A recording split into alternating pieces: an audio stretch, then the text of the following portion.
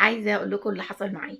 من كام يوم كده ماشية في الشارع عادي، عادي طول عمري بامشي في الشارع ما حدش أصلًا بيعبّرني، لأ بس لأ اللي حصل ده كان حاجة مختلفة. لقيت مجموعة بنات، آمم، لقيتهم بيشبّهوا عليَّ وجُم يكلموني ويقولوا لي: "أنتِ أمال صيام إحنا بنشبّه على حضرتِك، إحنا بنحبِك أوي." وكمية دعوات حلوة جدًا، جدًا، جدًا. اللهم لك الحمد. ما كنتش متخيلة إن أنا ممكن أتحط في الموقف ده في يوم من الأيام.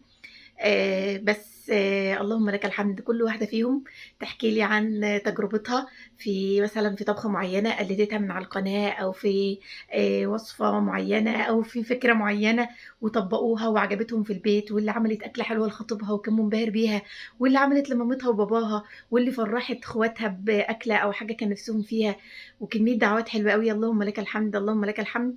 ما كنتش متخيلة إن أنا ممكن بصراحة أتحط في الموقف ده في يوم من الأيام. فشكرًا بجد من القلب. شكرًا على الدعوات الحلوة. شكرًا على إن أنتم حسستوني إن أنا ممكن أكون باعمل حاجة ليها قيمة أو بتفيد حد. بس كده.